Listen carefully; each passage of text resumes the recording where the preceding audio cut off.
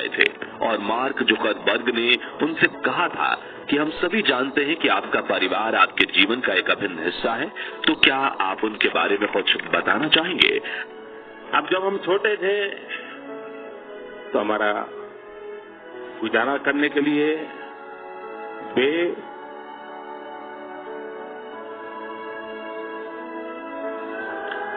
अड़ोस पड़ोस के घरों में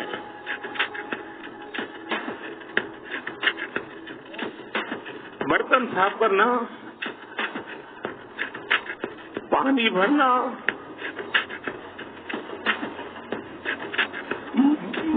मजदूरी करना।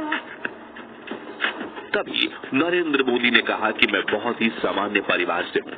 पिता तो अब नहीं रहे, माताजी हैं, 90 साल से भी ज्यादा उम्र है, आज भी अपने सारे काम खुद करती हैं, पढ़ी लिखी नहीं है, लेकिन टीवी में समाचार सुनती हैं। और जब हम छोटे थे तो हमारा गुजारा करने के लिए वो पड़ोस के घरों में बर्तन साफ करना, पानी भरना, मजदूरी करना जैसे काम करती थी। ये बताते हुए वो इतने भावुक हो गए थे कि उनकी आंखों से आंसू छलक गए थे। आगे उन्होंने कहा कि आप कल्पना कर सकते हैं कि एक माँ ने अपने बच्चों को बड़ा करने के लिए कितना कष्ट उठाया होगा। और ये सिर्फ नरेंद्र मोदी के केस में नहीं है, बल्कि भारत में ऐसी लाखों माताएं हैं। इसी बात से आप अंदाजा लगा सकते हैं कि उनका बचपन कितना ज्यादा संघर्ष से भरा होगा।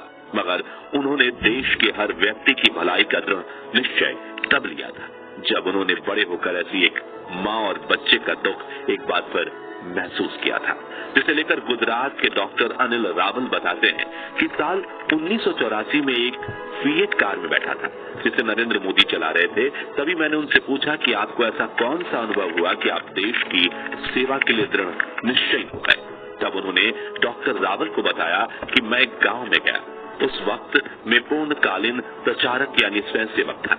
दोपहर के 1 बजे हुए थे और जो भी स्वयं सेवक होते हैं वो एक दूसरे के घर भोजन करने जाते हैं। तभी वहां मैं एक स्वयं सेवक के घर गया जो एक झोपड़ा था। उस झोपड़े में वो स्वयं सेवक, उसकी पत्नी और एक छोटा सा बच्चा था। तभी उन्होंने मुझे खाना खाने के बारे में पूछा, मैंने हाँ कह दिया। उनकी रसोई तो छोटी और खाली थी, लेकिन जल पड़ा था, इसलिए उन्होंने मुझे एक उबड़ खाबड़ थाली में आधी बाजरे की रोटी और एक छोटी सी कटोरी में दूध परोसा। उस वक्त सामने माँ की गोद में वो बच्चा बैठा हुआ था जिसकी नजर उस दूध की कटोरी पर टिकी हुई थी। तभी मैं समझ गया कि वो दूध उस बच्चे का है जो मुझे परोसा गया है। मैंने कहा कि मैं बाहर नाश्ता करके आया हूँ, इसलिए मुझे रोटी का चौथा हिस्सा दे दो। वो आधा टुकड़ा मैं पानी के साथ खाने लगा। उसके बाद उस माँ ने दूध की कटोरी अपने बच्चे को दे दी और वो बच्चा एक घूंट में पूरा दूध पी गया। तभी उस बच्चे को देखकर मेरी आंखों में आंसू आ गए और मुझे यह एहसास हुआ कि मेरा देश इतना गरीब है। यहाँ कुछ लोगों के पास तो पेट भरने के लिए खाना तक नहीं है। तभी मैंने अंतिम मानव के उत्थान का दृढ़ निश्चय लिया था। साथियों, उस घटना के 2 सदियां बीत गईं, लेकिन मोदी जी कभी उसे भूले नहीं थे और उसके तर्ज पर साल 2001 में वो जैसे ही गुजरात के मुख्यमंत्री बने और उन्हें गरीबी की सेवा करने का मौका मिला तो उन्होंने उनके लिए कई कदम उठाए। फिर देश के प्रधानमंत्री बनने के बाद उन्होंने पूरे भारत के अभावग्रस्त लोगों की सहायता के भी कदम उठाए। साथियों, हम सभी जानते हैं कि नरेंद्र मोदी के जीवन में अटल बिहारी वाजपेयी का काफी अहम योगदान रहा है। उन्हीं के कहने पर नरेंद्र मोदी दिल्ली से गुजरात वापस आए थे और चुनाव जीतकर गुजरात के मुख्यमंत्री बने थे। साल 1996 में इन दोनों की एक दिल छूने वाली फुटेज वायरल हुई थी। ये तस्वीर उस वक्त की है जब साल 1996 में राष्ट्रपति शंकर दयाल शर्मा ने अटल जी को प्रधानमंत्री बनने का न्योता दिया था। ये प्रधानमंत्री नियुक्त किया है और कल मेरा मंत्रिमंडल शपथ लेगा। राष्ट्रपति से मिलकर जब अटल बिहारी वाजपेयी पार्टी ऑफिस पहुंचे तब सभी कार्यकर्ताओं ने बड़ी धूमधाम से उनका स्वागत किया। लेकिन इन सभी के बीच एक शख्स ऐसा था जिसकी खुशी का कोई ठिकाना नहीं था। वो शख्स दौड़ते हुए अटल जी के पास आया और पूरे दिल से उन्हें गले लगा लिया। अटल जी ने भी 3 बार उनकी पीठ थपथपाई। ये शख्स था नरेंद्र दामोदर दास मोदी, जिन्होंने अटल जी के हाथ को अपने सर पर लगा लिया।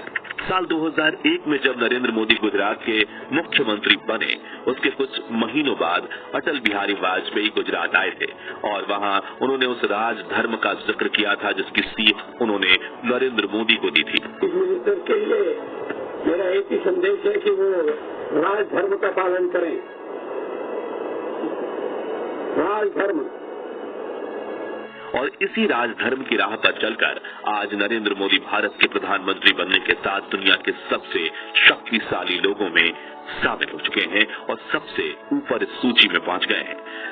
राजा के लिए, शासक के लिए प्रजा में भेद नहीं हो सकता, न जन्म के आधार पर, न जाति के आधार पर, न संप्रदाय के आधार पर। हम वही कर रहे हैं साहब। मुझे विश्वास है कि नरेंद्र भाई यही कर रहे हैं। साल 2014 में जब नरेंद्र मोदी पहली बार भारत के प्रधानमंत्री बने थे, तब भी उन्होंने संसद भवन में कदम रखते ही पहली बार अटल जी को ही याद किया था और उनकी तबीयत के बारे में बात करते हुए नरेंद्र मोदी की आंखों में आंसू आ गए थे। अटल जी का स्वास्थ्य अच्छा होता और आज वो यहाँ होते,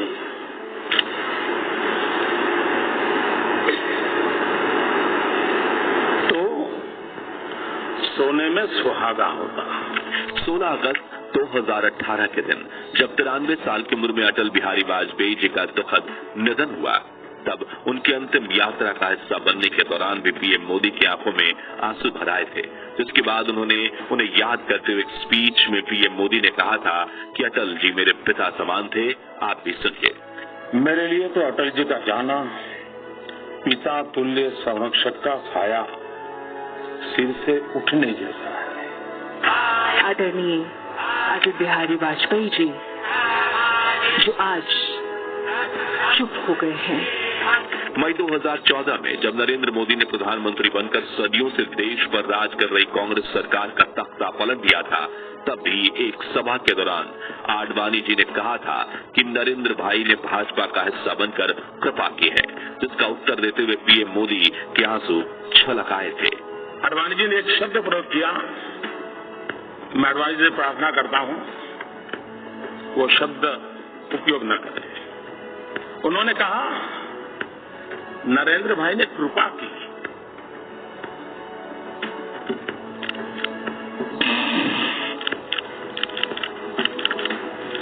क्या मां की सेवा कभी कृपा हो सकती है? कतई नहीं हो सकती। आगे उन्होंने रोते हुए कहा था कि जैसे भारत मेरी माँ है, वैसे ही भाजपा भी मेरी माँ है। बेटा कभी माँ पर कृपा नहीं कर सकता, बेटा सिर्फ समर्पित भाव से माँ की सेवा करता है। कृपा तो भाजपा पार्टी ने की है कि इस भारत माँ की सेवा करने का मुझे अवसर दिया है। पीएम मोदी के साथ काम करने वाले बताते हैं कि वो अपने आसपास के छोटे से बड़े हर व्यक्ति की इज्जत करते हैं, कभी किसी से तू तड़ाक में बात नहीं करते और उनका व्यक्तित्व इतना प्रभावशाली है कि उनके साथ काम करने वाले हर व्यक्ति के चेहरे पर हमेशा मुस्कान बनी रहती है। लेकिन कई बार जब नरेंद्र मोदी जी को अपना संघर्ष याद आता है तो उनकी आंखों में आंसू भर आते हैं।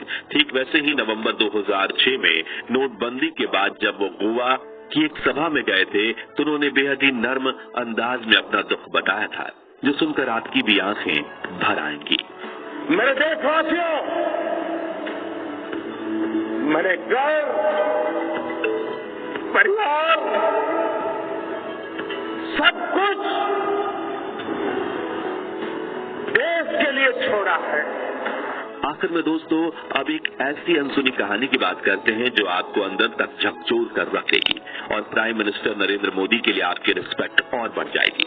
तो कुछ समय पहले पीएम मोदी एक लाइव इवेंट का हिस्सा बने थे, जिसमें एक देवी अपनी कहानी बताती है कि साल 2011 में मुझे पैरालाइसिस हुआ था, मेरा हॉस्पिटल में इलाज चल रहा था, दवाइयाँ बहुत महंगी आती थी, घर चलाना बहुत मुश्किल हो गया था, मेरी दवाइयाँ 5000 रुपए की आती थी। फिर आपके द्वारा मुझे जन औषधि दवाइयाँ मिली, जिससे जो दवाइयाँ मैं 5000 में खरीदती थी अब वह सिर्फ 1500 रुपए में मिलती हैं, जिससे वो जो 3000 मुझे मिलता है उसी से मैं अपना खर्चा और फल फ्रूट खाती हूँ। जिसके बाद उन्होंने जो कहा वो सुनकर मोदी जी का भी मन भर गया।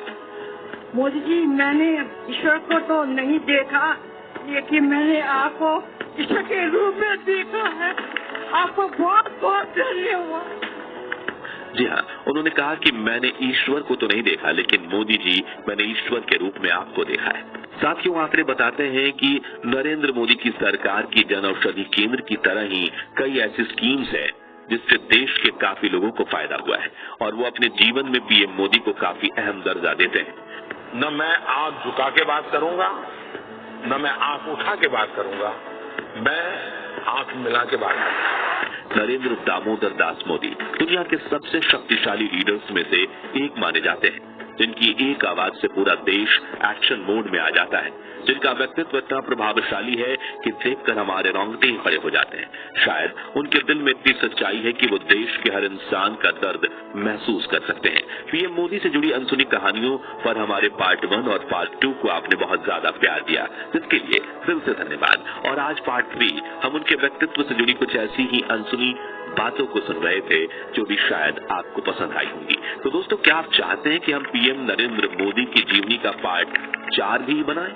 अगर हाँ, तो कमेंट बॉक्स में नेक्स्ट पार्ट लिखने के साथ ही वीडियो को लाइक और शेयर जरूर कीजिएगा।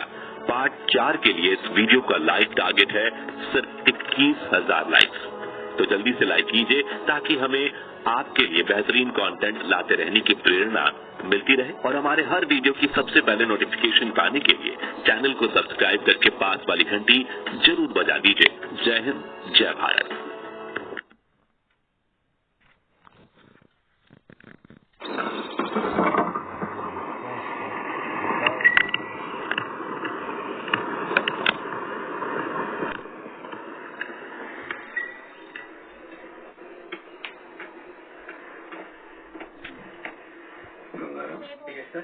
जब भी हम यहाँ आते ये दुकान बंद करके पता बढ़िया बापू आने वाला है। बड़ी तेज है भाई, बड़ी तेज है तू, बहुत तेज है।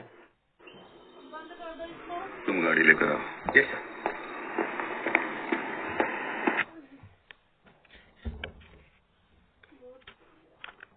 देख रहे हो मेरे पास आके